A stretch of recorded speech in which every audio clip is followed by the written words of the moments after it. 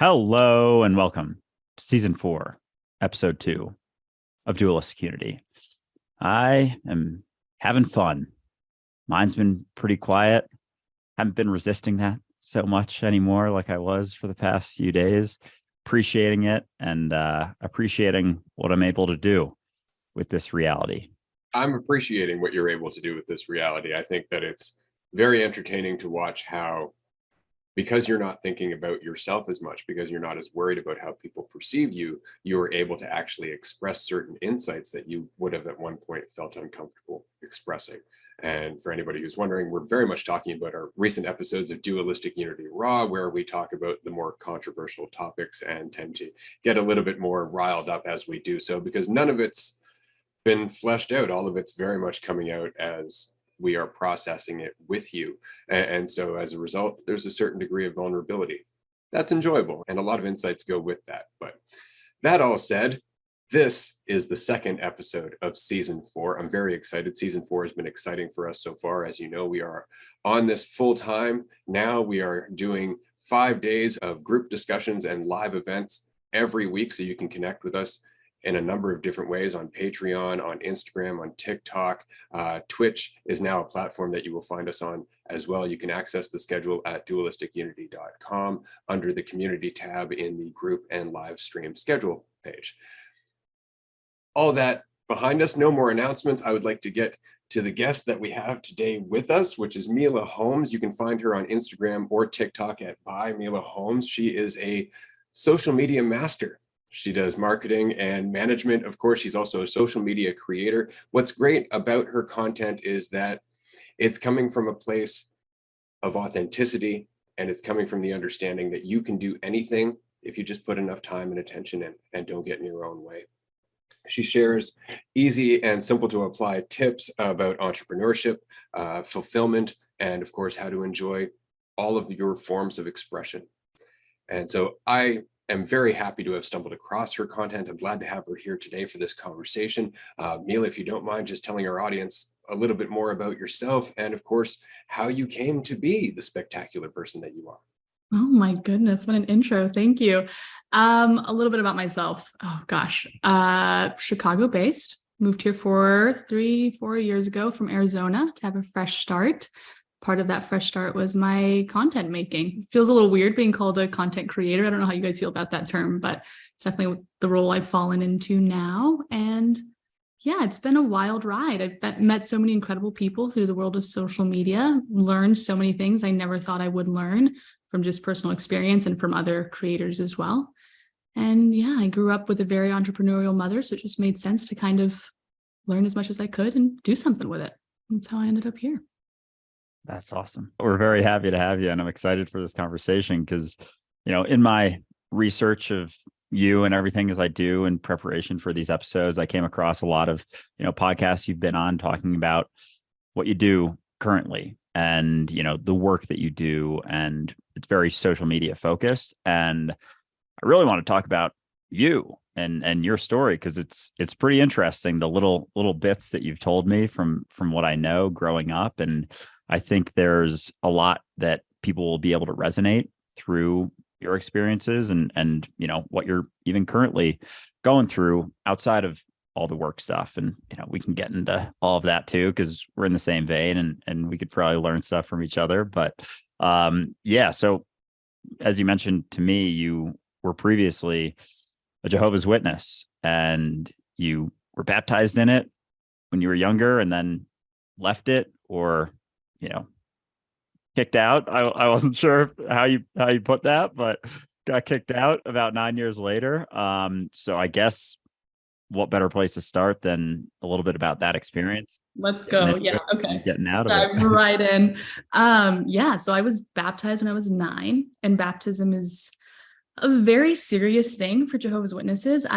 I don't, what's your background, Ray? What's your religious background, if any? I was born and raised Roman Catholic in about the most extreme sense of Roman Catholicism, but I've had a number of friends from different branches of Christianity and different belief systems. My first best friend was a Jehovah's Witness.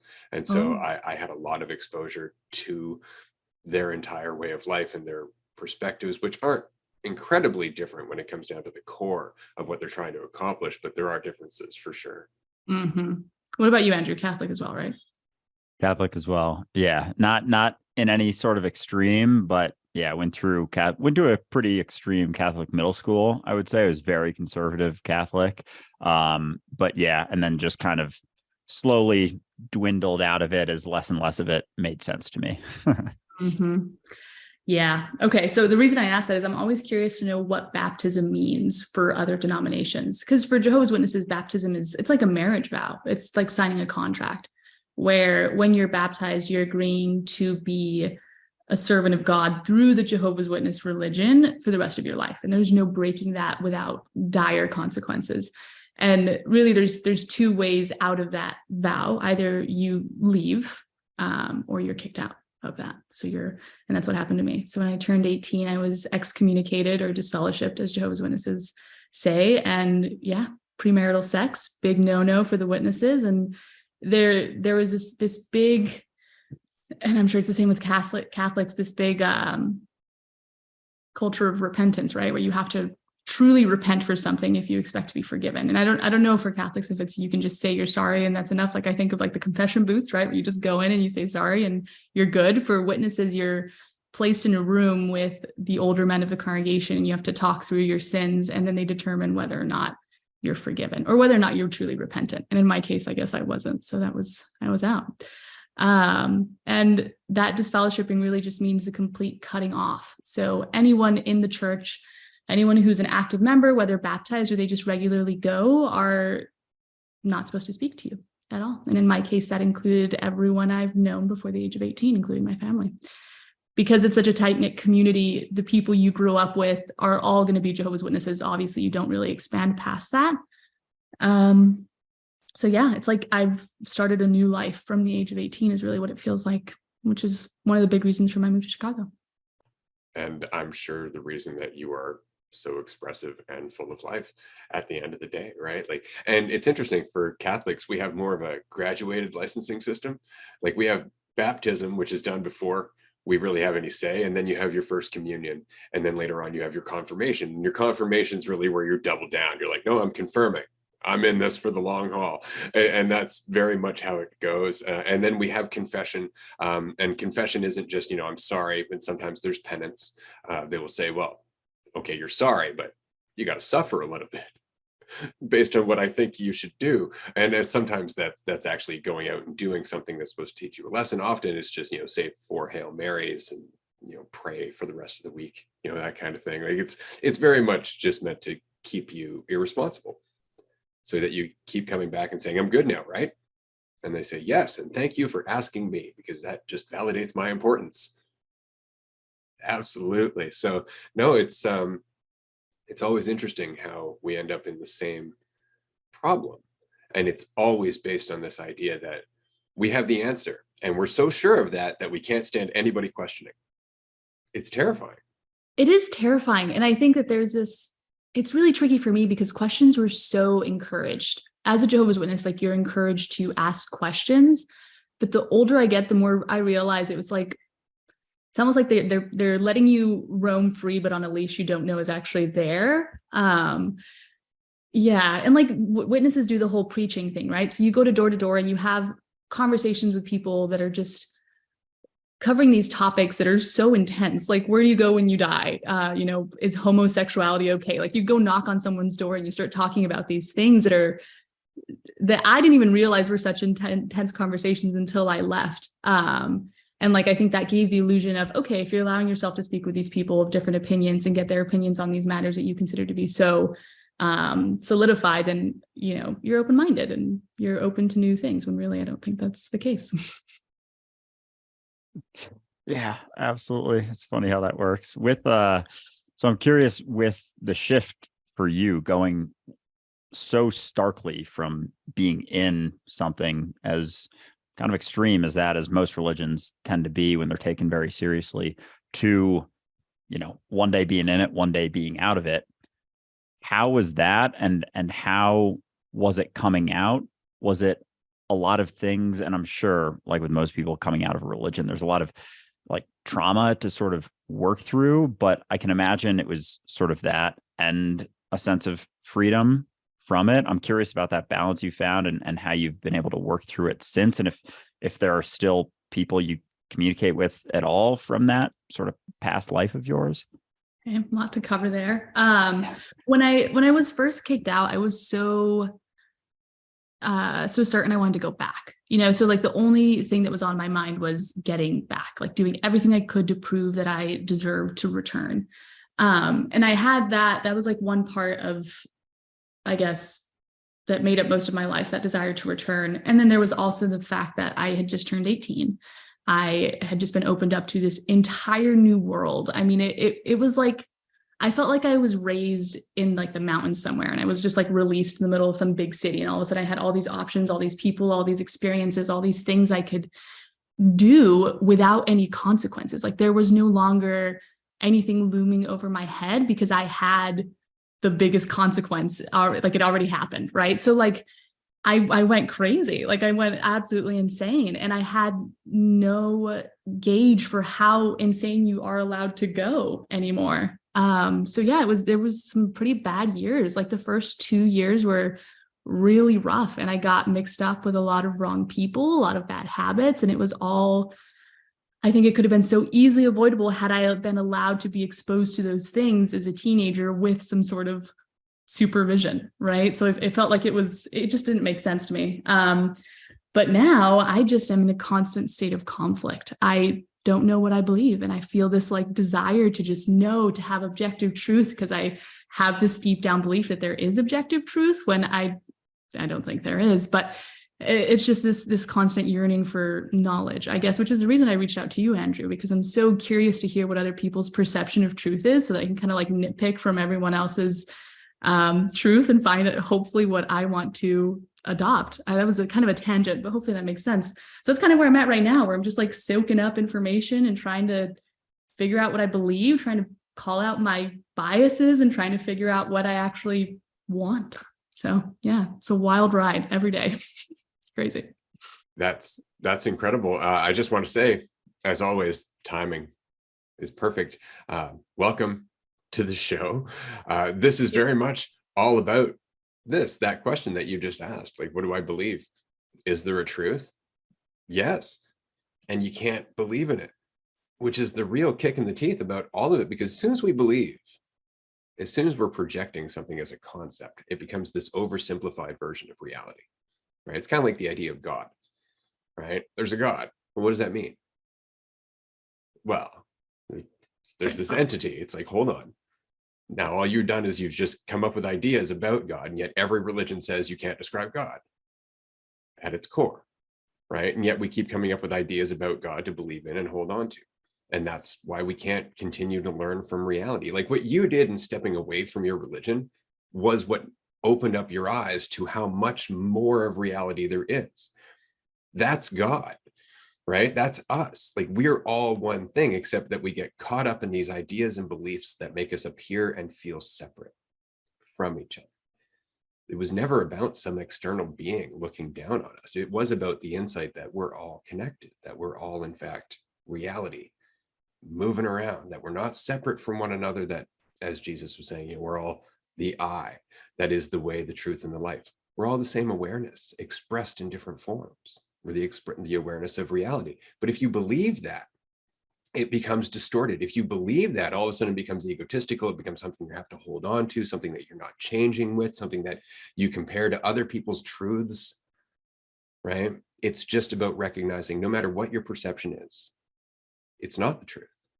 It's always divisive. It's always based on the illusion that we're separate. And that's okay, as long as you don't take it as truth. Right? As long as you don't take it seriously and actually start putting lines between yourself and everyone else, you can perceive anything how you like. It's when we start taking it overly seriously, where I start thinking I am the thing that I think I am. Now I'm in danger all the time. Now I have to protect myself. I have to defend that, build it up, compare it to everyone else. Right? It just separates us. And that's the insight. That's the faith that they're talking about. It's not faith in something. It's just letting go. It's just letting go and being here now in reality. Right? So I always find it funny that spirituality gives spirituality a bad name. because it becomes about belief instead of being about the reality of being here now with no concept being able to describe that fully. Yeah. I was just going to say that concept became so clear to me when I did psychedelics for the first time. It's like, you don't even have to try to like it just comes to you, right? It's just like, oh, of course. It's almost like the Bible talks about like the veil that's lifted off the eyes, right? It feels like that, where it's like everything just becomes so clear. The fact that we're just here experiencing life, and we overcomplicate things, I think, out of sheer boredom and pride. And it's, yeah, I would love to like go back to like the start of everything and just to see like, what did people really believe, right? When there was nothing around you other than, yeah, what did you believe? And then at what point were people like, okay, let's start coming up with stuff. Let's start adding a little spice. And then when did it get so complicated? And then when did control come in the mix, and the religion and the division and all these things there's just so much. It's crazy. Yeah, for sure. There's so much, and it's so fun to explore when you're not holding on to any of it as truth. And I could see Ray has great facial expressions, as you may have noticed already. But as you're explaining that, like, that was our conversation when we were going back and forth on Instagram. I was like, oh my God, you would be the perfect guest for us to kick off our first guest of season 4. And I knew, like, your content, you don't talk too much about this in your content. It's mostly, focused on your job and your work and everything. So I knew that, Ray going through your content, he wasn't going to be able to get that. So I explained to him, like, no, this is going to be awesome. This is going to be a fun discussion, because you got a lot of questions, and you're exactly the type of person that we love talking to, because you are open, you're curious, and that's all it ever comes down to. It's that people are curious and open, and then they're like, oh, but I have to be something. I have to believe in something. And so they settle on things. And anything you ever settle on, be it a belief about the way reality is, or the belief about the way you are, which are essentially the same thing, because you're just reality, they cut themselves off from that flow. It's like the idea of yourself. If you hold on to this idea of yourself as truth, the reality of that idea is all based on the past. It's all based on everything leading up to this moment right now. But what are you right now? You are right now. All of those ideas, all of those stories aren't necessary for you to function as reality in this moment. And the letting go of the idea that you have to hold on to any of those ideas about yourself, or the way things are, or the beliefs that you hold on to, allows you to be free, allows you to express yourself openly, not hold on to the thing that you were yesterday or the thing that you did yesterday. Allows you to explore reality anew in every moment, born again in every single moment, free from all of the narratives and all of the concepts and all of the ideas. So yeah, I knew this was going to be a fun one, and I'm excited to get into it and to get into psychedelics, because I don't think I knew that you took psychedelics either. Oh yeah. A lot of them.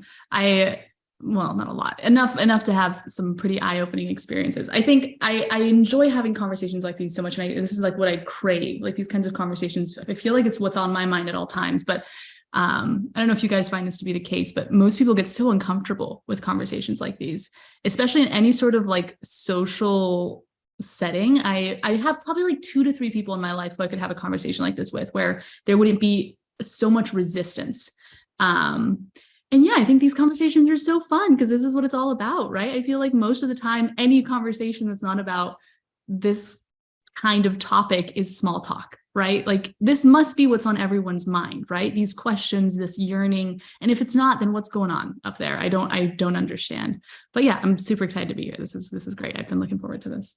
Yeah, likewise. It's interesting because over the last 3 seasons, we have, just by virtue of having this conversation with such enthusiasm, actually managed to gather quite a big audience of people who are having this conversation. Like, our Discord is at 650 people who are interested in this conversation. We have group discussions every week with 20, 50, 60, 70 people having this conversation. So it's really interesting, because if you look at us collectively as a singular awareness, like, we're all synapses in the same brain.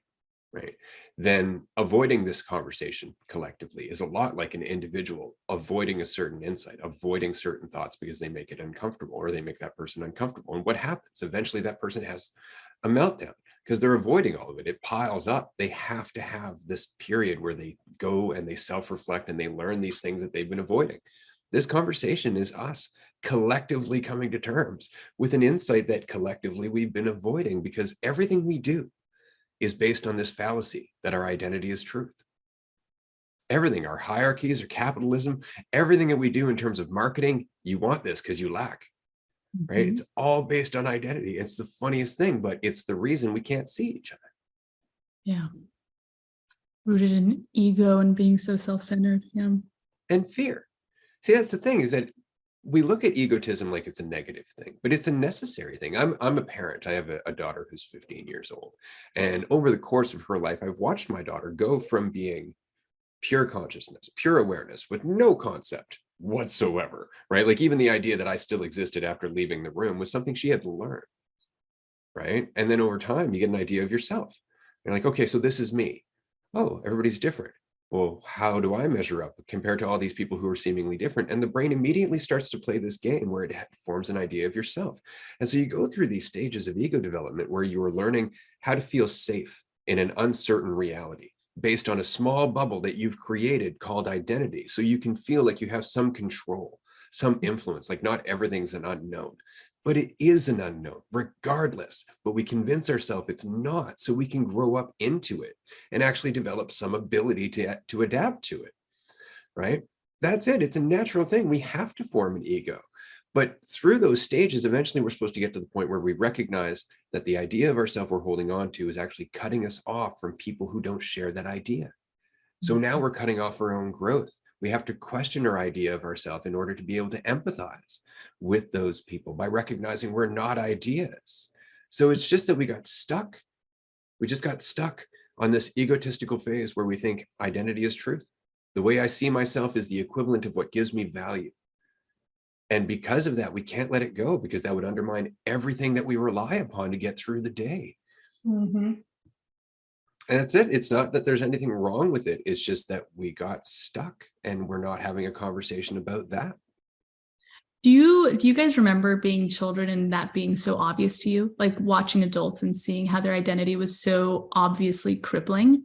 Like I remember as a little kid watching, especially like close family, like my mother, sister, mostly women. Like I'd watch the way their beliefs about themselves and their history shaped their everyday. And it was so clear to me that like, wow, you're just holding yourself back. Like if you just let go, you'd be fine. And there's some point there where that was lost. I mean, I'd kill to know when that point was and what caused that and what the catalyst was for that was and how quickly it built. But like, and then that cutting off to then finally taking psychedelics and it being clear again. It's just, one, it's wild to me how so many things are so clear to us when we're little kids before we have a true understanding of, I think, the people around us more than anything, our environment. And two, I think it's just neat. Yeah. Yeah, isn't it so funny how kids have it seemingly figured out significantly better than adults? And it goes in saying that the process that Ray was just describing, like kids are early on in that ego development, they don't have such a solidified idea of themselves.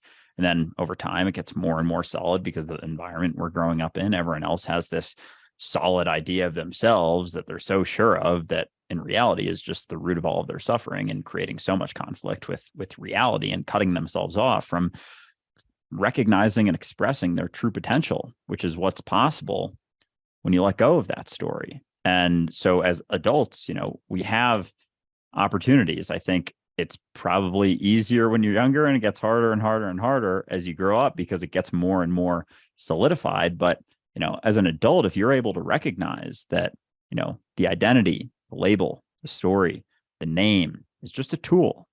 It's not bad. It's not good. It's just a tool to be utilized for convenience sake. An example I like to give is, say there wasn't any egos being names, identities, whatever. And you go up to a crowd and you want to get your friend's attention, but because there's no names, you just say, "Hey, you," and everyone turns around. You're like, well, shit, that's not very convenient. That's not very helpful. I want to that you. So it's like, okay, let's give everyone a name. and that makes it easier. But we've gotten so lost in thinking that that name is what I am, and the story that goes along with it, all rooted in the past, is the truth of what I am. And it cripples us, as you said, as you saw with the adults growing up in your life. And it's fascinating. Like, it's fascinating. It's funny when you see it, as we've talked about a number of times. It's not so funny when you don't see that most people, if not all people, are creating their own psychological suffering based on the story that they hold on to, that they bring into every situation. Like, oh, I can't, got to avoid this because this happened in the past, and therefore I can't handle this, or this happened in the past, and so I can handle this. And then you don't handle it, and then you're like, well, shit. And then the idea goes down, and then it goes up, and our value goes along with that idea that we hold on to, that identity, that story, that name. And so it's recognizing that your value, your wholeness, your completeness is unwavering. It has nothing to do with that story, with the experiences that you have, with the name that you hold on to that keeps that story around. It's in letting go of that you're able to actually recognize your true potential. And now we've settled on this idea that having $1 billion and 15 houses is peak human potential. It's like peak human potential is like, at my ceiling up there, and we're like right here, right now. And it's because we hold on to the identity as truth, because that's how we measure it, in comparison, through judgment, and always relative to other people in our environment. Yes. I have nothing to add to that. Yes. That's fantastic. Absolutely. So it's interesting because this is actually something that you were making a point of, and have made a point of in your own social media content before, about retraining the brain or conditioning the mind to go beyond its limits. Like, just push yourself for 7 minutes. Right? At the end of that 7 minutes, you can either stop and you've still accomplished something by training your brain to know it can do that, or you can keep going. That's all we're ever saying about anything related to the ego, is like, question yourself, because it's going to be uncomfortable. Question the things about yourself that you rely on for a sense of certainty. And there's a lot, whether you want to admit it or not. There's a lot of concepts that build up habitually over time. And that's it. Just do that to the best of your ability until it's uncomfortable. Get used to the discomfort. And then all of a sudden you'll find loads of other opportunities in front of you. Like, for example, you dropped out of high school. You're completely self-trained. That would have taken a lot in terms of going through the self-dialogue of, I can't do this, I don't know enough, other people will do this better because they've gone to school, blah, blah, blah, blah, blah, blah, blah. And you're just ignoring that in order to pay attention to the information in front of you. But if you were focused on your feeling about yourself rather than the journey that you're on, you probably would have given up a lot earlier. Agreed. I just want to point out that word ignore is like the perfect choice, because those thoughts, they definitely come up. It's just a matter of like moving on despite them. And there's like certain people in my life where I want so badly for them to grasp this concept, that concept of like, you're not defined by your past, right? Like, I want so badly for certain people in my life to like embrace that discomfort, right? And it's really hard to get that point across to people, that you don't have to be afraid of it.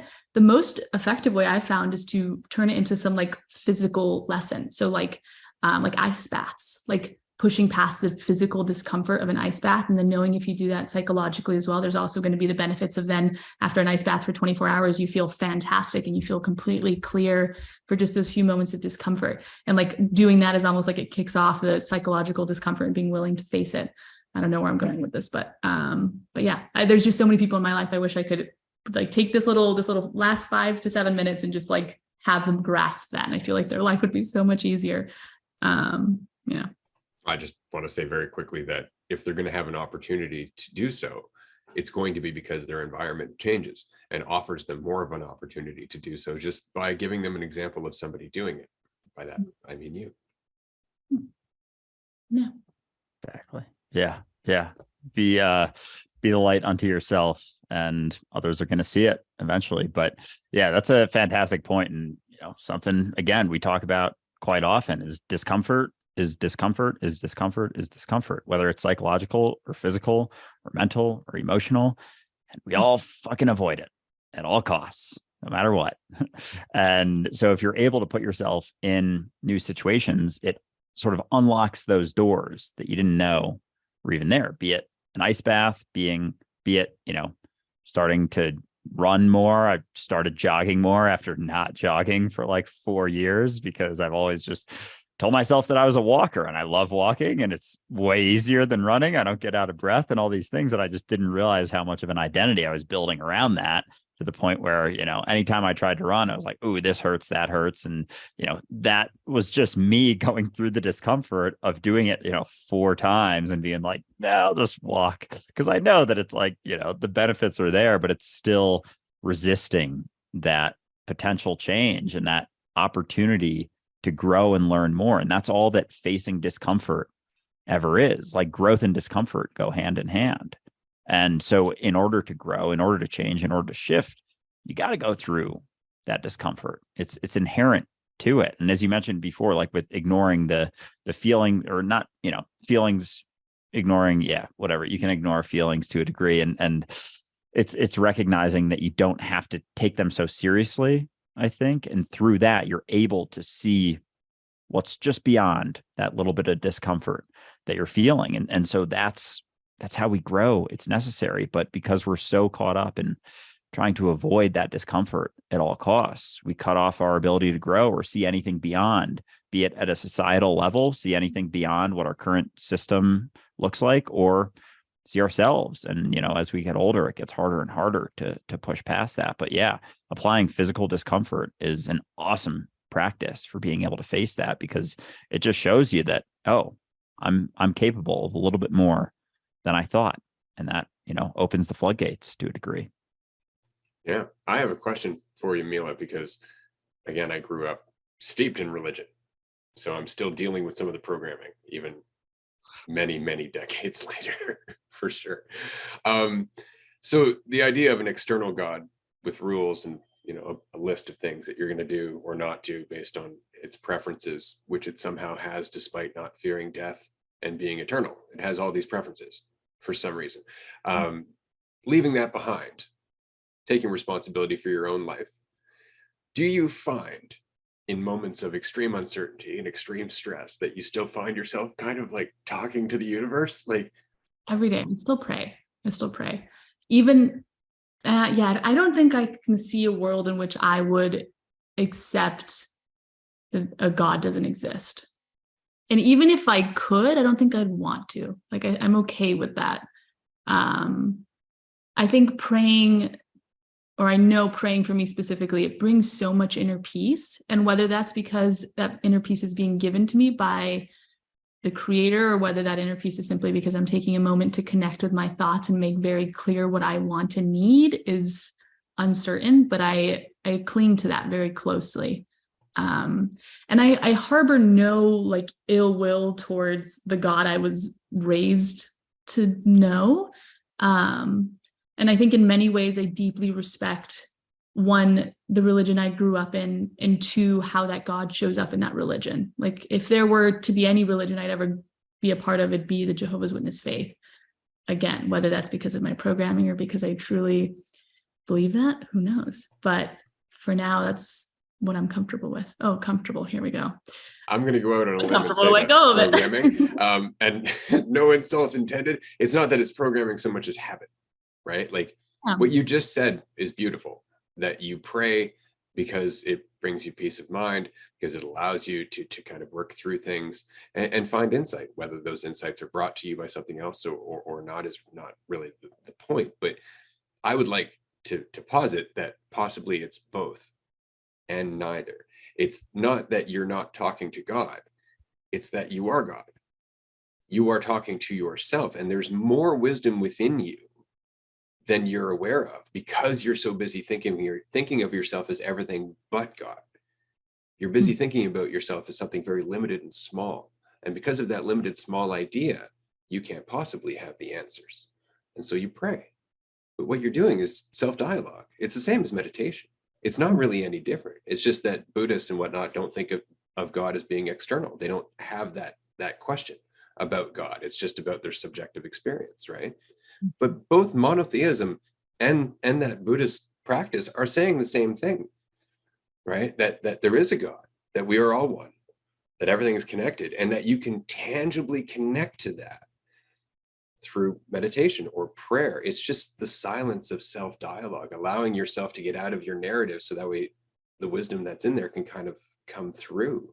I always find it very interesting because as long as you're praying to God, there's almost less insight that's available to you because there's a certain degree of responsibility that has to go with the insight you have in order to enact it.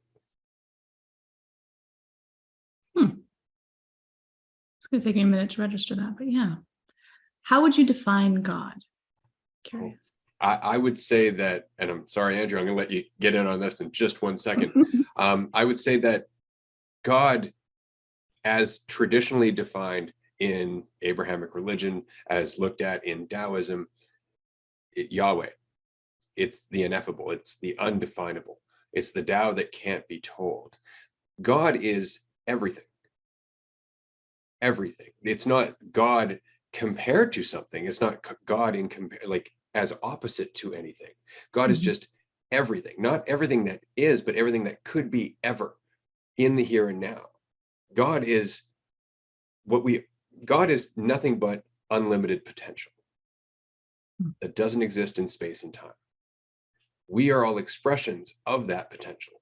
We are all experiences of God perceiving itself as separate from itself. Right. Very Alan Watts of you. All right. But it's true. I mean, that's the point, is that we are all expressions of the observer and the observed. The relationship between the observer and the observed, all living things are a variation of that relationship. But there is no division between the observer and the observed. It's just perception. Right. And that's God, is every perception of a division from itself. All the time, everywhere, forever, now.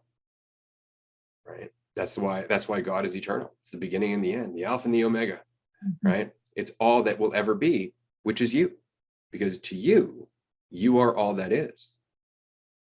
You are the here and now. Oh, giving me a headache. Oh God, I have such a hard time grasping that concept. Such a hard time. That's where psychedelics come in handy. Yeah. Or time, because it really isn't. It's the work of just questioning your idea of yourself. But that's a lot of work. It's way more than we think it is. And then we go out into the world where identity is reinforced all the time and we lose traction. So I don't know if you're aware of this. I'm sure Andrew may have mentioned it. We have a retreat coming up, April 1st to April 9th, where basically it's just a deep dive into all of this without having to go back to the world and get lost back in the concepts that make it difficult to sink into this realization. You are more than welcome to come. And I mean that to the listener as well. We would love to see you, but these events really are a chance for us to have this conversation in a way where you have a chance to let it settle in before you go back out into the world and everybody distracts you with comparison, right? And competition. You actually have a chance to relax into it in an environment with other people that are relaxing into it. So it's transformative in the extreme. If you can ever make it, we would love to see you. And I'm sure that you would love it. Oh yeah, I'm there. You betcha.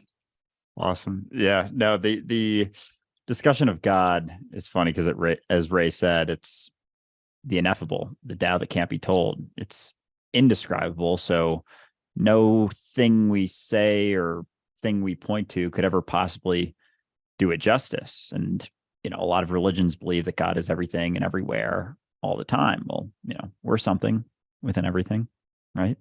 It's funny how we recognize that. We're like, oh, but God's like, on my shoulder, or God's within me. And we just avoid that recognition at all costs, like the plague. And I think something that helped me recognize that more clearly was through the recognition that I'm not what I think I am. And there's a deepening to that recognition that, takes maybe another number of insights. Maybe it's just one where you're like, holy fuck, I've never been what I thought I was. I'm just here now. I'm just right now. No concept, no idea, no story could ever possibly do my idea of myself or the reality of what I am justice, because all of that, as I was saying before, that entire identity, that entire idea is all rooted in the past. It's all things that have happened, accomplishments, achievements, failures, trauma, stories. But the reality is that you've only ever experienced this moment as the here and now. The name you were given at birth isn't the reality of what you are. It's just a name that you were given. The body parts you identify as, we say that this is my hand, but is that more or less just a choice? Sure, I can move my hand, but I can't move my arm hair unless I grab it. Now I'm moving it, but I can also, if you were next to me, I could move your arm hair in the same exact way. And so we get caught up in this idea that we're in control of our body and therefore that is us. But the reality is that there's lots of stuff happening in our body, heart's beating, food's digesting, blood's flowing, all of these things that we're not in control of, that we don't necessarily encapsulate in this idea of us like we do the body parts. And so it makes me wonder if that, entire idea, identity is not just an identity that cuts us off from the recognition that beyond that idea, if there was no idea, then everything you see, everything you touch, everything you hear, everything you smell would be you, because it's within your reality. And there's no attachment to the choice you make to identify as something relative to something else. And I know that getting past the skin as being myself is a tough one. I thought this would be like a good trajectory to go down, and this isn't just Mila. Obviously, I'm talking to you right now, but it's for the listener as well. And I think through that letting go, that recognition that you are nothing more, the idea of you is nothing more than a concept rooted in the past, allows you to recognize that, oh, if I'm not that, maybe there isn't so much division between myself and reality. When I go outside and feel the rays of the sun, who's to say that I'm not the sun? I'm feeling it. I'm feeling the sun no differently than I'm feeling the, scratch on my hand or something. And we say the scratch is us, but we don't say the rays of the sun are us, even though there's no division between the feelings that we're feeling and the body that we're experiencing. So through that, it can sometimes be a little bit easier to recognize that without you, there's not so much division anymore without the idea of you. And through that, it's like, what are you not? Everything exists inside of your mind. And again, psychedelics definitely make this conversation a little bit easier. Like some of my deeper recognitions have definitely come through mushroom trips, but at the same time, constant questioning of everything that you think you are, of everything you think is the truth, can get you there just the same in a completely sober mentality. What's funny about it is that it actually gets you to being Jehovah's Witness. As opposed to being a Jehovah's Witness, you are actually being Jehovah's Witness, which is what Israel meant originally, right? Israel meant one who toils with God. It wasn't actually about where you were from or what race you were or anything else. It was about the mentality that you were in. Yes, 100%. And the observing. I think there's so much power in just like stepping back and just observing yourself, the people around you, your thoughts. Like, I think that's something that one was clear with psychedelics, yes, but very clear with meditation. It's like when you force yourself to really sit there and like not let your emotions or thoughts take you on a wild ride and you just watch them. To me, it's like watching a child throw a tantrum. It's like, oh, okay, you're a little fool. Like you just watch the thing. And then, it's just so eye-opening. And I think the older we get, or I guess I should only speak from my experience, the older I got, the more unwilling I was to ask like the why questions, right? Or to just delve into trying to ask questions I thought were already answered. And I think the more you're willing to keep an open mind, even on the things you hold to be truth or the things you think you'd never change your mind on, the more interesting life gets. And the more you realize how often your mind does change, simply because everything is changing, right? So obviously your mind is going to change along with it if you let it. Yeah, no, exactly. And that is the difference. So when Jesus was doing his thing, walking around, spreading parables, throwing seeds and all that, he would always say after the fact, let those who have ears to hear. Right. And what he was talking about were people who are open-minded, people who are going to take this in and not just define themselves and compare themselves to everybody else, really drink this in, because there's some good stuff here. And that's all he was saying. Right. But that's very much the point, is you're talking about the process of expanding your awareness.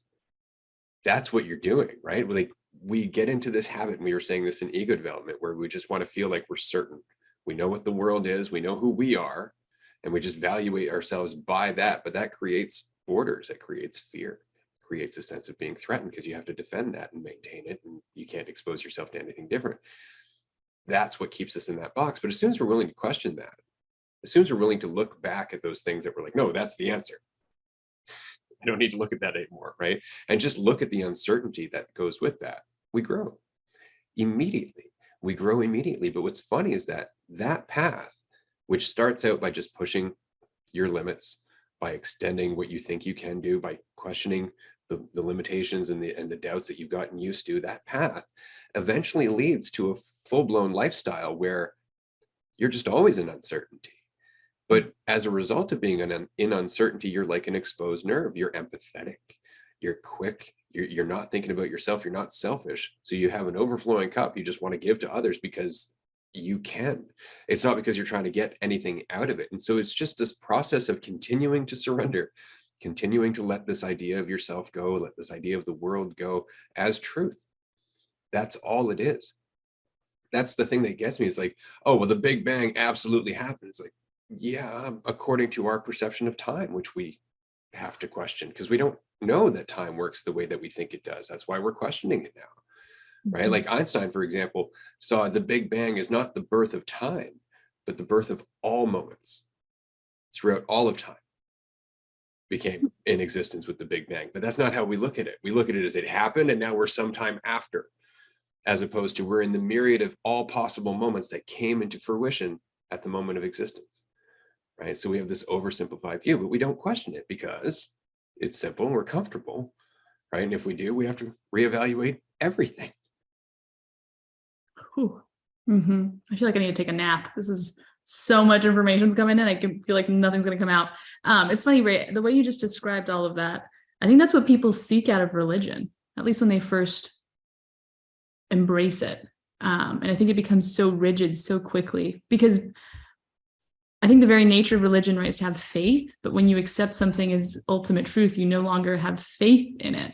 You know, like it's like, don't you dare say that to, Jehovah's Witness, at least none of the ones I know. But yeah, I think it's just wild.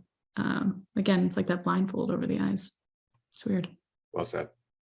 Yeah, absolutely. And it's funny, you're in the throes of us just being in the start of season 4, having gone through like 20 hours of live streaming last week, basically, like starting off things and we're just ready. We see, you're coming with questions and we're like, let's go, let's dig in, let's get deep. So yeah, any questions that come up, feel free to shoot them over, even other questions than, one of the rants that we just went on.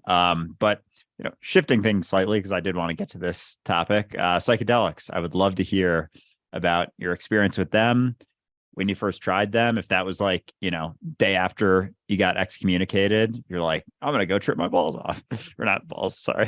But I'm going to go trip super hard. And I'm just curious about your experience with it. Some of the stories, some of the insights you've garnered from it, some of the experiences that you've had, just anything psychedelics, because we love talking about it too. Yeah. Dive in. I've been fascinated by psychedelics ever since I was a little kid. My grandpa, big old hippie, he took so many psychedelics and he was so open about it when I was growing up. He was a Jehovah's Witness at the time, but he was just very open about his past, and hearing just his worldview seemed to be like the one that made the most sense out of everyone in my life. And I was like, well, I wonder if that's because of drugs. So when I was 19 at the time, it was like, honestly, probably the hardest time after being disfellowshipped. It was really lonely. I was very scared. There was a lot of self-hatred and this like feeling of this is never going to end. Like I truly did not see an end in sight. And I went on Reddit and I started reading about psychedelics. Reddit, great place.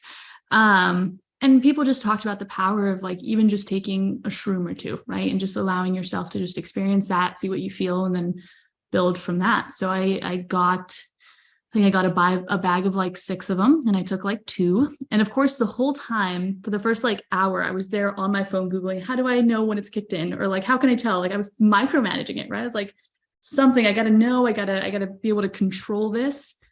And I remember I was reading some like WebMD article on my phone and like the words just started to look a little funny. I was like, this doesn't look like English anymore. And I just remember feeling the sense of like, it was like taking a big breath of air. It was like, oh, like finally I could breathe. And it was just this understanding of everything's okay, like just relax, everything's fine. You don't have to control every moment. You don't have to know what's going on. You don't have to know what's going to happen next. You just have to just be here. And yeah, it was just very clear to me that I had been like taking myself on a wild ride, almost like I was, it felt like a form of self-harm, right? Like really going into my deep, dark feelings and allowing them to take me over. It was like I was doing myself wrong. And that made so much sense with that first experience. And it was, that psychological acceptance of, okay, everything's fine, I can relax, whatever. I still have like the journal entries from that.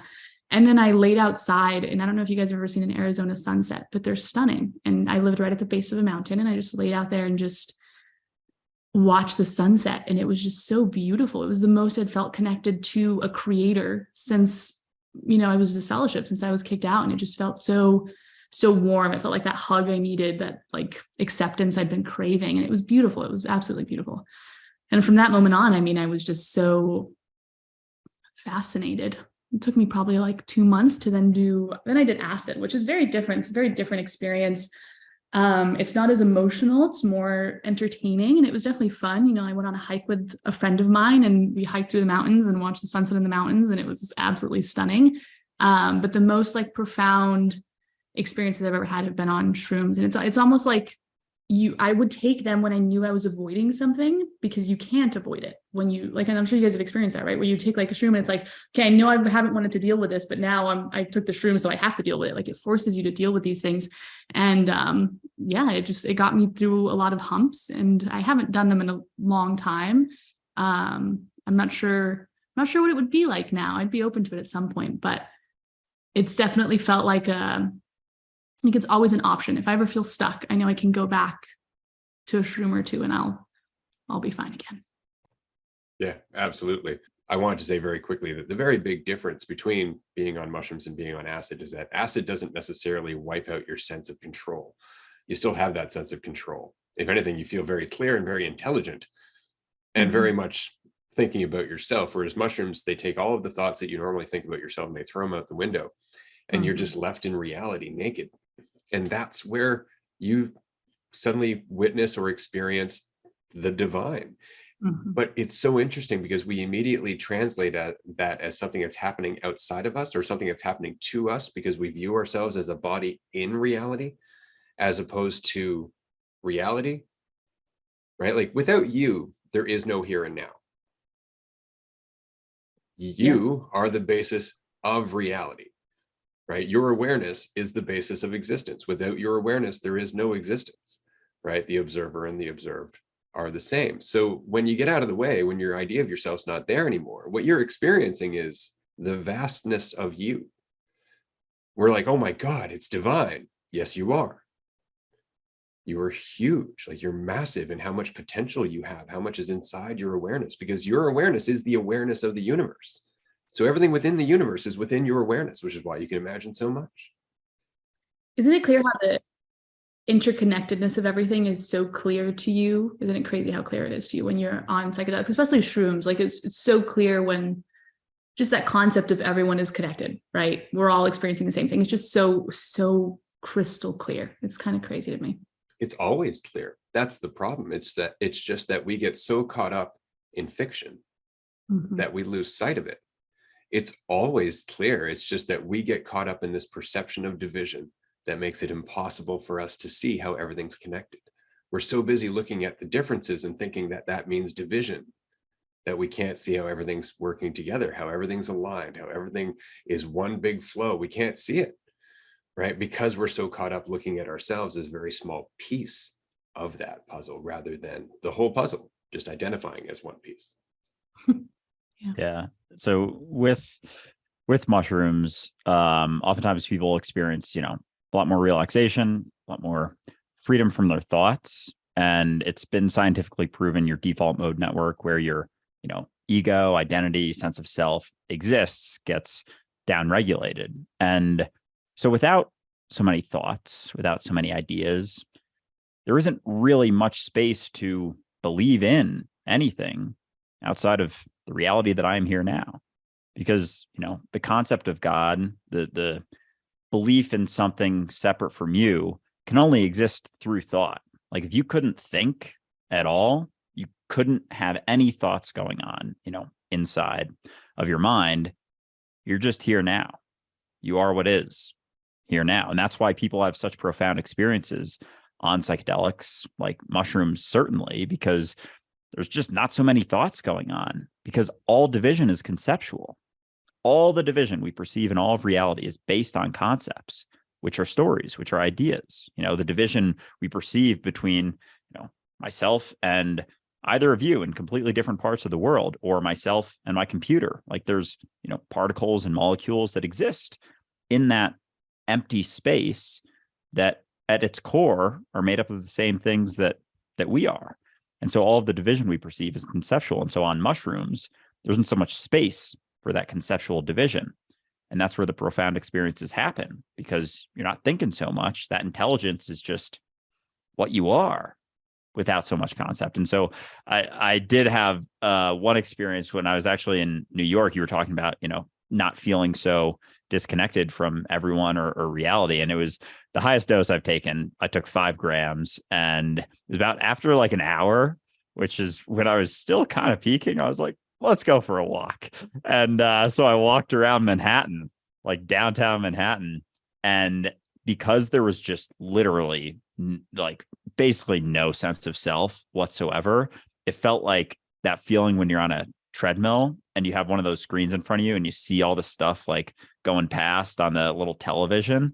Like that's what it felt like. It felt like I was placed in a spot and the entire city was going past me as I was like walking on a treadmill.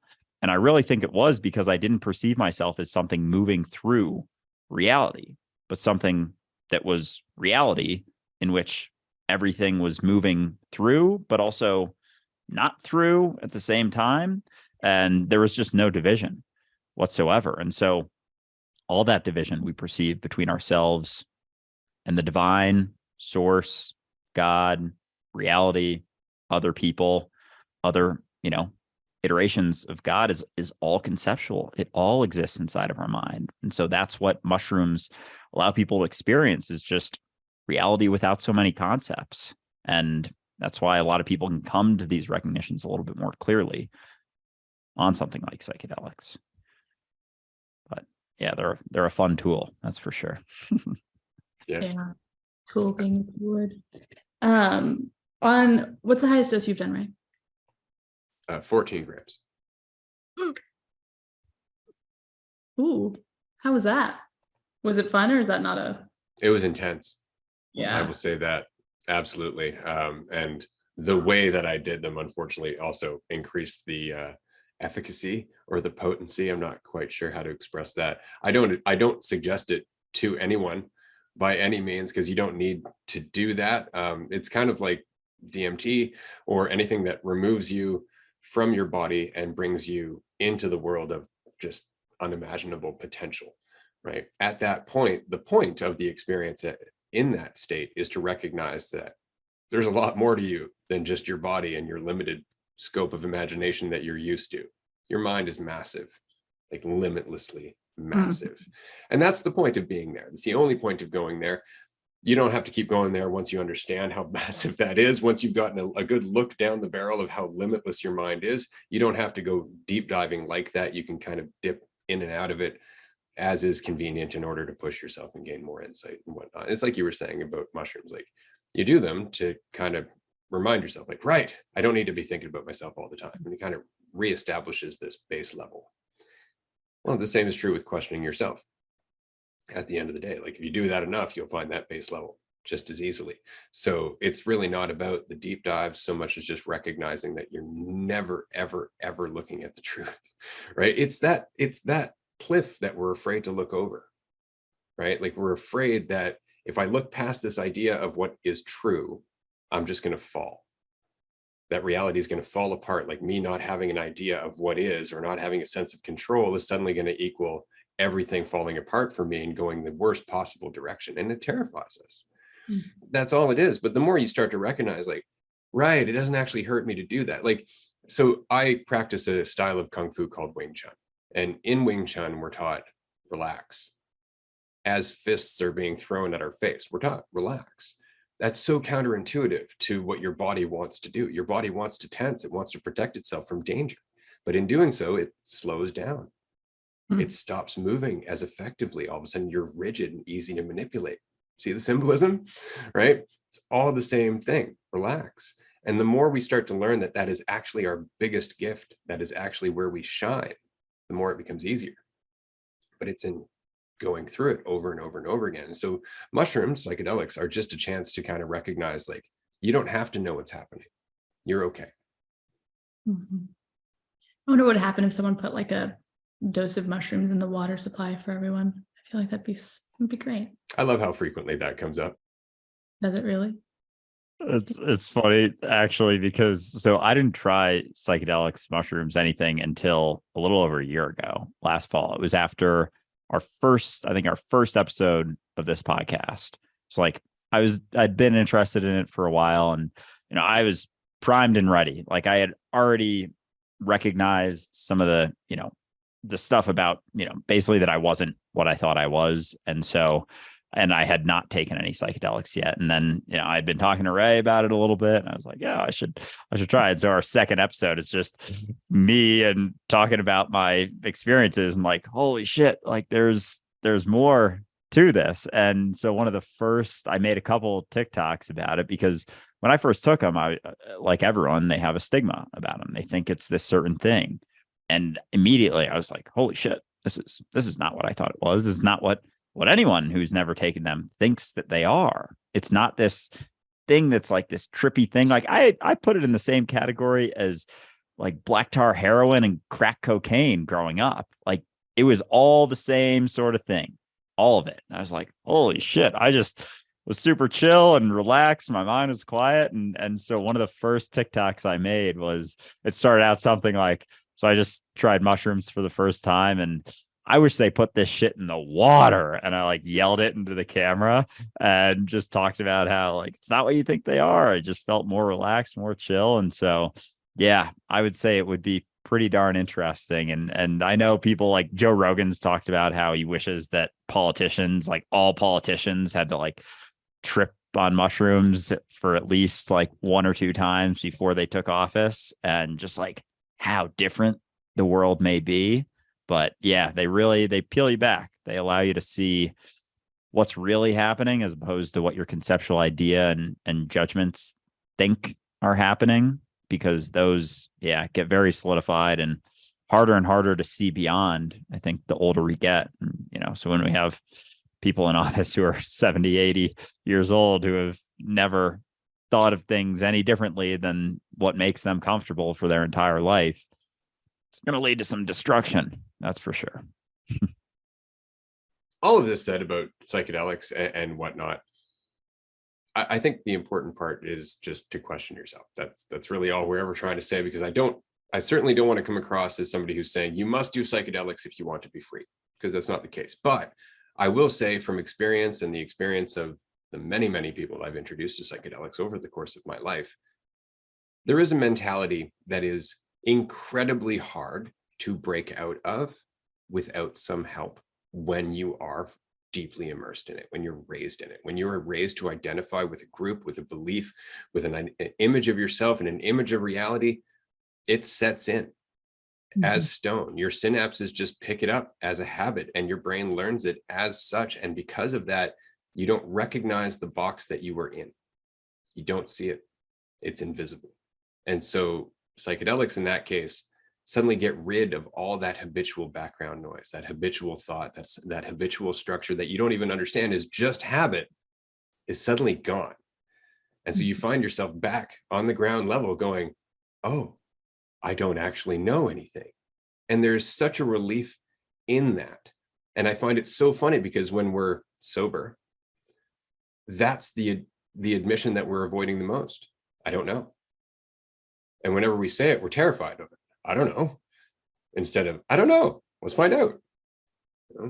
Why is it a source of fear outside of lack of faith in yourself? And that lack of faith in yourself comes from the limited idea of yourself that you have. Because if you didn't have that limited idea, you wouldn't even be worried about it. You wouldn't doubt it. You would just go try. And if it didn't work out, you would learn from it and adapt and change and try something else. And that's the whole point.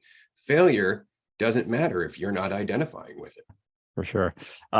So in regards to the, statement, I don't know, that's something that school really beat into me at a young age, that it's never okay to say, I don't know. So I know you have experience with, I believe, homeschooling and then leaving school. So I'm curious just what that was like for you, how you got into that, if that was something that your mom kind of got you into early on and helped you with, because I know you've mentioned that she was very entrepreneurial, and I'm curious just that mentality of recognizing that, you can do things on your own. You don't necessarily have to get driven into this system that, is more or less anti-entrepreneurial to a degree. I think especially back, when we were younger, it's become more and more popular and common and whatnot. But I'm curious about your experience in that, and then leaving before you ended high school, and your decision to do so. Yeah, there was a few elements to my being homeschooled. One, ADHD really bad ever since I was like 5 years old. I've been diagnosed a few times, and it just made it very difficult for me to understand anything I was being taught. And English is also my second language. So when I moved to the US, it was like I was plunged into school, not only with a group of kids I didn't know, which was weird for me, having grown up with only the people in my church, to then also learning in a different language, and also learning from teachers who didn't know how to teach to someone with ADHD. And I think this, at a very young age, I didn't understand my limitations. So to me, it was just, I'm not smart enough, or I'm not good enough. Right. So that kind of, I kind of like, that's what I'm looking for. I just kind of gave up, I guess. Like I stopped trying to, because whenever I did try, it wasn't enough anyway. So my mother decided to homeschool me so that she could have a little more control over what I was learning, making sure that it was also stuff I wanted to learn, that was valuable, stuff that I could do with my hands, and then making it so that I could also be with her more. She was a very independent woman. She was always doing something new. We were always traveling, and she was always very big on life experiences. She's also done psychedelics, of course. So she wanted me to experience life and not just be stuck in a classroom, which I'm really glad she had that mentality. It would have been hard had she not. And yeah, homeschool was okay for a few years. Like, it was fine when I had her support, but then once her life got a little busier, and then it was on me to be my own teacher almost. I don't know how the structure is for your daughter, Ray, but for me, it was, you're given books, you read the book, and then you take a test. Like, there's no communication with a teacher. There's no sort of support other than your family. And when it changed that structure, I just could not. And that was around the time I was entering my freshman year. So like I made it through my freshman year, but it was terrible. It was so difficult. And I felt like it was just completely depleting. And I had so many things I wanted to do, like travel. I already had business ideas. I was already making money. Like, it just seemed pointless to me to be learning about stuff that I was never going to use when I could just live life and learn that way. So yeah, I dropped out and started my business very shortly after, and learned a lot from trial and error. And I've never regretted the dropping out. If anything, I kind of say that with pride, because I'm really proud of how far I've been able to get with that as my background. But I think one that would have been impossible without watching my mother grow businesses. So like I saw the process of starting a business from scratch, marketing, how to actually get people to buy, all of that. And then two, being a Jehovah's Witness, having to go up to people's doors and knock and talk to them about really intense stuff took away my fear of talking. So like, I'm a good talker, and I can get myself into any room, which is really, really convenient having a business. So I think there's a lot of factors that played into where I am now, all of which I'm happy with. Yeah. Yeah, I would imagine, because, well, look, you're enthusiastic about what you do. You're not looking to do something for the sake that it defines you or makes you superior. None of the typical carrot and stick mentality that we're taught in school. I think it's really interesting that as soon as you got back into the schooling system that didn't give a shit about you, it stopped being useful in general, because you can feel that disconnect. You're like, okay, so I'm just a moving part. Like, I'm just supposed to get through from here to the next year and the next year after that, and then I'm out into the world. Why the hell am I even here? And we forget. It's so funny, because there are often judgments about people for not finishing high school. It's like, you understand high school is like 100 years old. Like that's it. It didn't exist before then, right? And all of the people that made the world happen up until then didn't go to high school. So it's really important to recognize that high school doesn't equal intelligence. In the same way that being a therapist, a trained therapist, doesn't necessarily make you self-aware, right? Or empathetic. And it's just, again, us oversimplifying things in general, right? Like high school means that you are educated. It's like, how many things from high school do you remember? Your average person, and they'll tell you, I don't know exactly. You don't even remember how much you don't remember, right? My favorite as a homeschooling dad, and I've told this to Andrew before, is when people will say, well, I can't homeschool my kid. I don't understand enough. So I'm going to put them into the schooling system that failed me. My favorite thing to hear from parents. Over the years, I just chuckle at it. It's like, give it a try. Like, what's the worst that could happen? You learn something, right? You actually come back to things that you ignored because they were drilled into your head and irrelevant, and you actually find them relevant and you learn. Like, admittedly, I've benefited a lot from going back through grade school with my kid, right? For sure. There are so many lessons I've picked up along the way just because they were drilled into my head without me wanting them to be. And so I didn't pay attention. Math. Oh my God, that one's blown my mind. Like every time I come back to math, I'm like, this is fun. In high school, not fun. Didn't enjoy math at all. And why? Well, because I had a substitute math teacher for a full year who was so insecure that he would make fun of students for not understanding math, very much like the experience that Andrew had, right? And that's the point. It's like, if the environment's not right, we're not doing anything because we are a part of that environment. We really lack that awareness to understand that the environment we're in really does have an influence over how much we relax into the lesson that we're learning. You can't force somebody to be, right? And that's what we want people to do. It's funny because this was something I learned homeschooling, is that the reason that they do repetitive testing, the reason that they do this standardized model of just beating this crap into your head day after day after day, and especially math problems, sheet after sheet after sheet, is because what they're hoping is through repetition, the brain has an insight. That's the hope, is if we just keep you focused on this, eventually your brain's going to go, aha, that's how that works. What a terrible way of doing that. It's just like grinding through life until finally you get something that's at the end of the day irrelevant. This was the thing that got me. It's like, I want to work with people. I want to be in humanities. I got to get calculus in. Why? It's like, well, because everybody else your age has to learn calculus. Oh, well, that makes it much better. That makes total sense. It doesn't, but we learn to think that way. And then we take that out into the world. And then we stress as soon as somebody's like, do you know this? And we're like, oh God, it's test. My daughter, she doesn't have tests. Blows my mind. There's no tests in her curriculum at all. She has weekly challenges that she does at her own pace. And I talk to her and I expand her context here and there. And aside from that, there's no fear that drives her. There's no fear in her life. That's so foreign to me, growing up in the schooling system and religion. Right. So it's so interesting that as a parent, I get a chance to learn from her as much as helping her learn. And I think that that's something that parents miss out on. I think that by putting our kids in school, by not taking that active role in their growth process, that we're missing the opportunity to grow ourselves.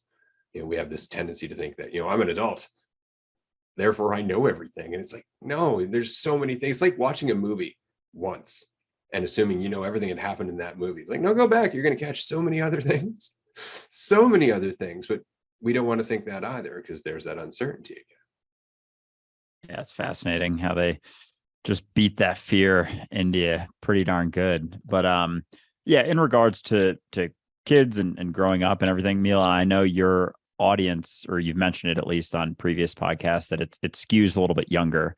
And I'm curious because of how you structure. I know you've done master classes, you've done courses and all of that stuff, how you find that teaching those things comes across the best, if there's been shifts in that, or if there's things and aspects of growing up from different schooling systems that you've thought of or kept in mind as you're teaching these things. Or I guess just kind of curious about your approach to that and what you think has worked best, because I know your audience typically skews a little bit younger. I don't know what that means exactly, if it's like a lot of college kids, a lot of some maybe high schoolers or just, kids fresh out of college who want to get into social media management, what your approach to teaching is and how you kind of take some of the skills that you've learned over the years to best get that information through to them? That's a really good question.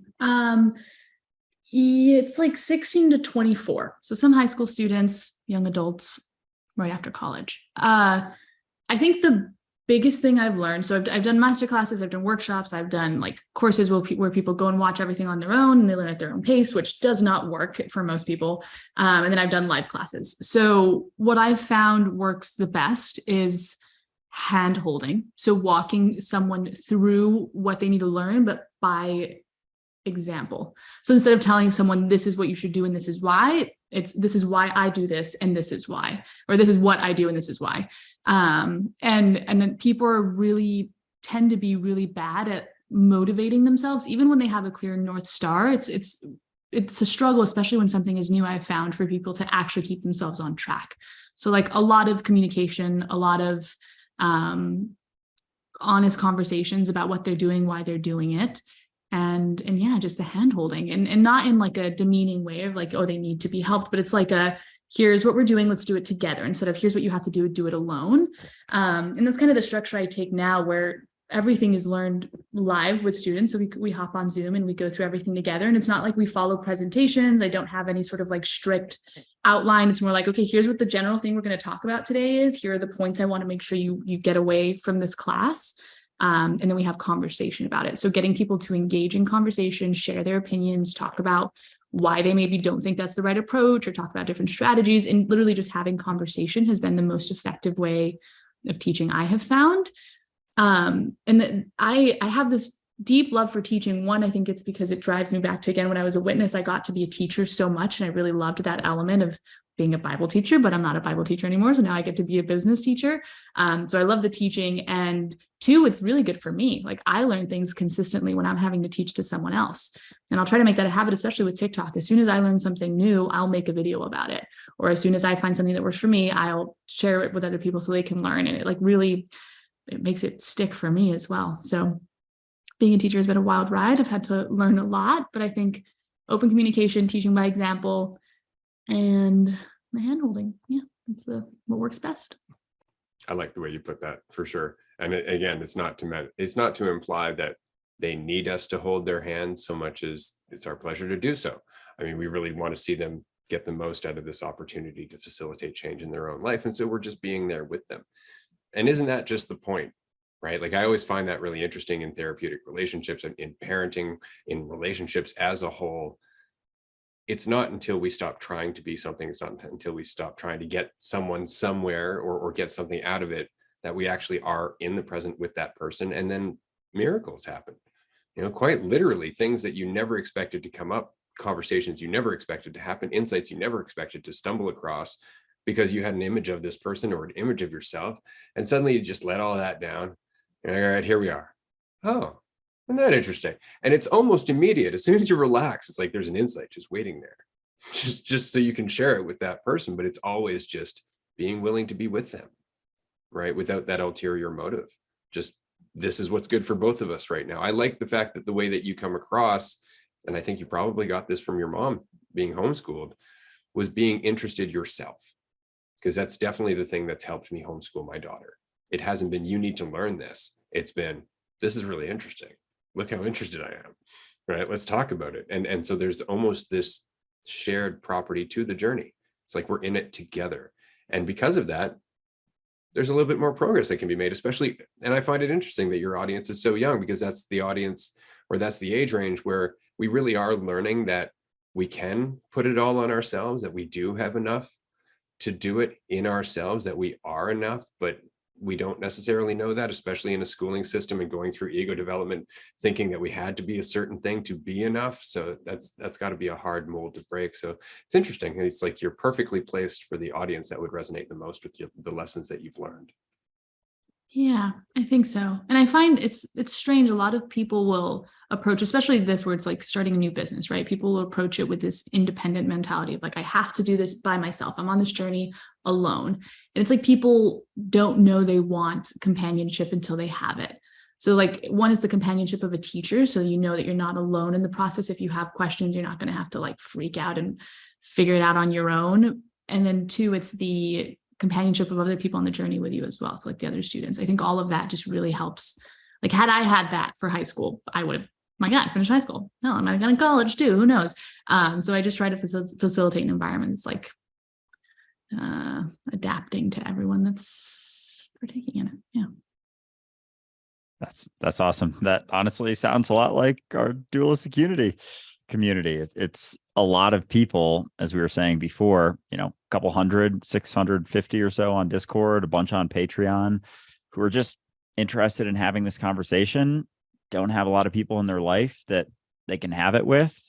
People are very resistant to the conversation. And so we've, sort of begun community where they're able to connect with people and realize like, oh, there's, maybe more to learn or things to experience or other experiences to recognize things through. But I really like how you put your experience and everything you teach is through you. Like it's things that you are enthusiastic about, things that you learn, you're able to then flip utilizing, a course, workshop, masterclass, or just your social media page, and then give it out to everyone else. And that's very much how I've thought of my content the entire past, 2.5 years that I've been doing it. It's all just things that have helped me live more freely, enjoy life more, not worry so much, not be anxious so much. And it's like, this is really cool that I can, recognize something and then turn my phone on, say some stuff, and then send it out.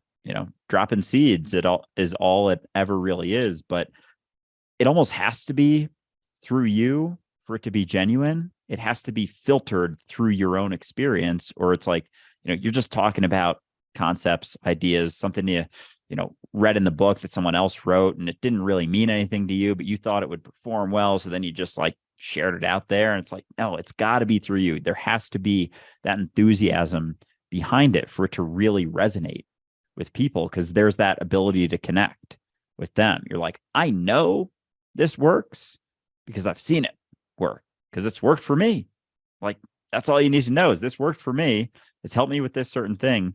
So I know it's going to work for other people, because at the end of the day, we're not so different. So yeah, it's cool to be able to recognize that. And that it sounds like, coming from your mom's background and whatnot, that she kind of helped you to recognize, a lot of those things, or at least understand things through that way. And I know for me, being able to, look at things and understand things and then see it in a certain way, but then want to distill it down to a way to explain it that other people can more easily understand, maybe a grander concept than, be able to explain it to a 10-year-old or something, is something my dad helped me a lot with. He was like, Andrew, if it was actually an experience I had in college when I was a freshman.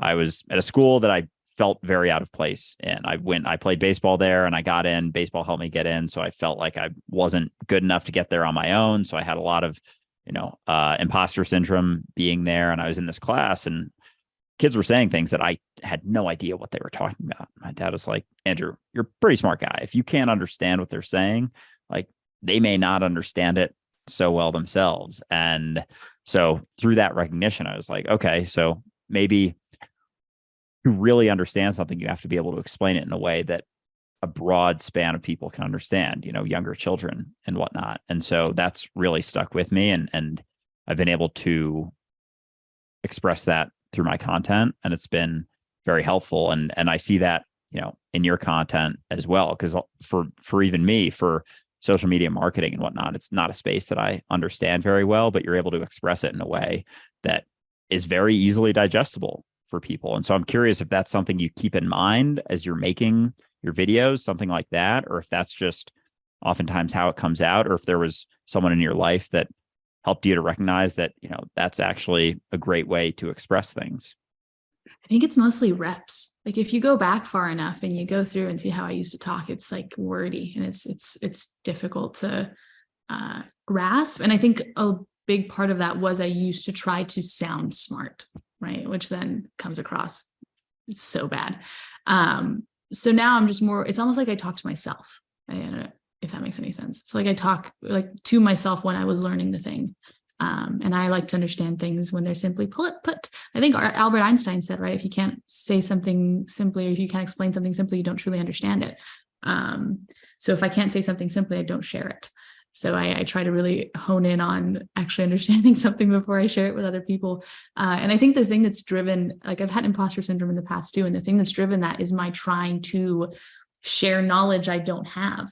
And that I think that's rooted in, again, Ray, you've talked about being afraid of saying I don't know, which is something I've definitely been afraid of in the past too, feeling like, especially when I was put in the role of a teacher, like I have to have the answers for everything. I have to have the answers for every question I'm asked. I have to know everything about the industry. And when I let go of that and just shared the things I truly understand, I truly am enjoying, I truly use on a day-to-day basis and find work, then it's easy to talk about. Obviously, it just kind of flows off the tongue. And then the reps, practice, of course, and feedback. My students are brutal sometimes, so it really helps me hone in on how to say things well.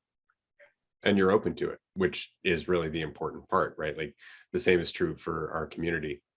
They inform everything that we do. Each and every episode is largely the result of the communication that we have with our community back and forth, their feedback, their thoughts, their questions, as well as some of the people who don't necessarily like the content that we're making, right? But it always comes from, this is my experience subjectively, right? Because it has to, especially with this conversation, but I think with every conversation, like if it doesn't have actual meaning to you, it's not going to get across, right? It ends up just becoming a sales pitch instead of an actual insight that you're sharing with any degree of enthusiasm. And I think that's what's important, to bring that insight to someone. Like there have been times when people who have said, I don't agree with you, but I'm so interested in how excited you are about the insight that you're having.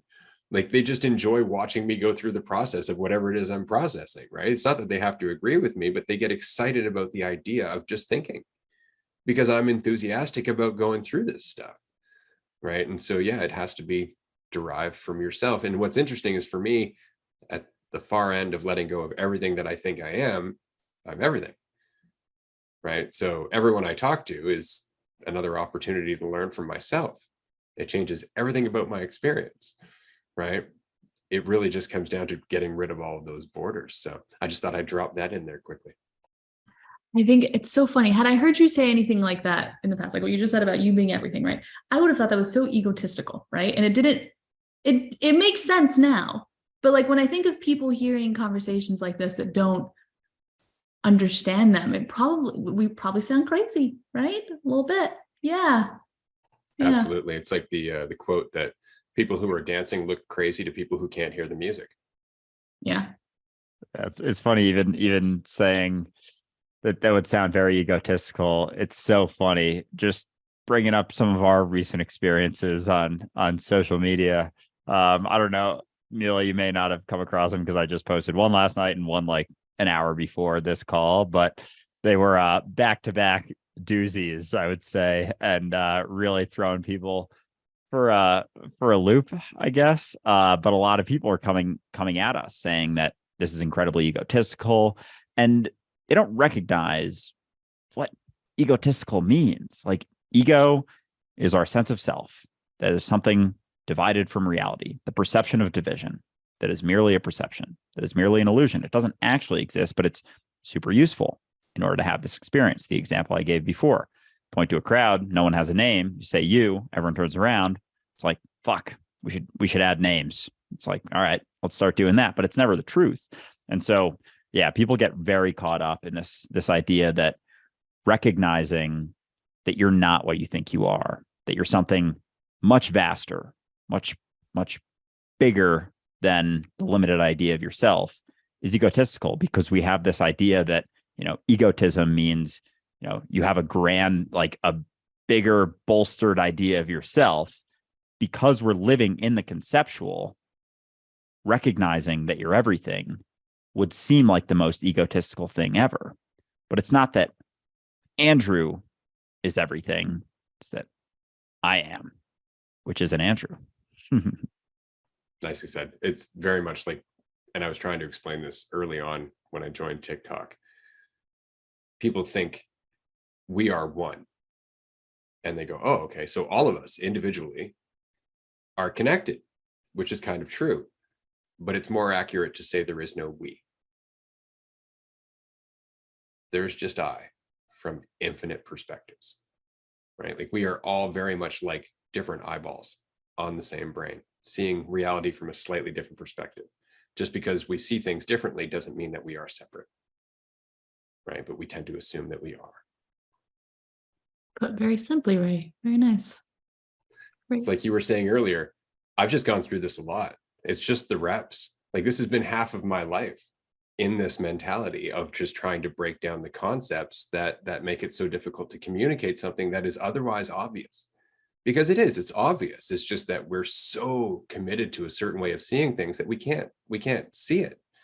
It's not that it's not there. It's just that we're so caught up looking at the prison that we've created, not recognizing that it's blocking off the rest of our reality, right? And so it's just the reps. I'm definitely very happy that you joined us today, because this conversation has been a lot of fun. You have a lot of questions, and where you are in your journey is incredible. It's exciting. Like this is where things get fun, because you're no longer constrained to what you think is reality. Now you're starting to question everything that you think is reality, which is going to inevitably lead you to freedom, which is not knowing what reality is, except that it is you. That's all you need to know. And just get into that as much as you can and empathize with everybody else going through the same intense uncertainty, because we are all in this together. And that's how we come together. We are coming up to the 1.5 hour mark, so we are going to start to wrap this up. Mila, normally what I do is I ask people if they can leave a little tip about mindfulness, or how do you get out of your thoughts, things like that. For you, I'd like to specifically ask you, when you are tackling something that your habitual self-perception is struggling with, continues to say, you can't do this, you've never done this, other people might be able to do this, what would you say, outside of just ignoring it, which is obviously my own tactic, what would you say is a helpful way for people to either remind themselves that that is not reflective of truth, or to focus past it so that way they can continue to see some degree of progress? So 2 things I do. One is I write down the times I felt that in the past, moved past it, and then what happened. Almost every single time, it's gone far better than I expected it to. And I've proven to myself that my thoughts were just holding me back. And 2, I use photo booth on my Mac. I abuse the hell out of that thing. And I will record my thoughts, and then I'll listen back and hear myself talk. It's so easy for me to be objective with other people, right? So if I can hear someone talking about their limiting beliefs and the things that they think about themselves, and I can point out, give me a whiteboard, I'll point out all the things that you're saying that are holding yourself back, right? All the things that are false. If I put myself in that position to then observe myself and do that to myself, it's far easier for me to move past it, rather than trying to give myself advice internally. So I'll listen to that back. And then from that point, usually I can say, okay, I got to ignore it. And I just got to move past the discomfort, not trying to avoid the discomfort, but just embracing it. And it's also the physical element of it too. Like I mentioned the ice baths earlier. I'm a tall girl. And when I was growing up and I was getting tall, it was painful. You know, I'd feel it in my shins. I'd feel it in my back. I'd feel it in my arms. And that pain was a result of the growing. So I remind myself of that as well, that there's discomfort with the emotional growth. And I've experienced that physically. So it's an easy point of reference. Yeah, that's what I do. That's awesome. Yeah, I'm over here taking notes. I'm like, damn, this is some good shit. I'm about to use all this stuff. But yeah, Mila, holy shit. I knew this was going to be a good episode as soon as we were going back and forth. And thank you to Tim Chiusano. If you ever listen to this episode, he is the one who put Mila and myself in touch just a couple short weeks ago. So thanks to Tim, a previous guest of Dualistic Unity. And yeah, I knew this was going to be awesome. And again, exceeded all of the expectations that I may have had for this episode, which I, try to avoid at all costs. But regardless, this was incredible. And it's funny, talking about the symbolism, that this is our first guest we've had on since we quit our jobs. And I see this conversation as very similar to the first episode of Dualistic Unity that we ever had. And instead of, Mila being very curious and asking all the questions, it was me being very curious and asking all the questions. And very funny to see it sort of come full circle in a way. But Mila, you're incredible. Thank you for thank you so much for coming on and joining us and having this conversation with us. I think people are really, really going to enjoy the back and forth we have had here. And I'm looking forward to, being in touch again soon and chatting in the very near future, hopefully. Thank you for having me. Seriously, great conversation. I've been dying to have a conversation like this. So thank you. Well, we're definitely going to have you back. And I'm not going to lie, I always have lofty ambitions. I'm very curious to get your perspective on what it is Dualistic Unity is all about, what we've been growing over the last 3 seasons, and the fact that the community that's forming is very much like what you were saying earlier, in terms of, if I had this around when I was going through high school, it would have changed my story. Mm-hmm. When I woke up, I was absolutely alone. I didn't have anybody to bounce this off of for a while, and then I really had to just kind of work through it. Had I had this conversation available, had I even known this conversation was acceptable to some people, it would have changed everything for me. And so that's very much what this is all about. That's what Dualistic Unity is just a creation of a safe space to have this conversation, so that way other people can have it with themselves or whoever is around them and explore those opportunities. And so as you go down that path, Mila, I do hope that you will come back to the show, chat with us again, but also reach out anytime, join the community. These conversations are so much fun, and we would love to have these discussions with you more often as we move forward. Thank you. That all said, we are going to wrap the episode up here. Do remember to join us on Patreon for weekly group discussions. We also have a free weekly public chat coming up on Wednesday. You can register at dualisticunity.com. Thanks so much, everyone. We'll see you next time. Bye, everyone.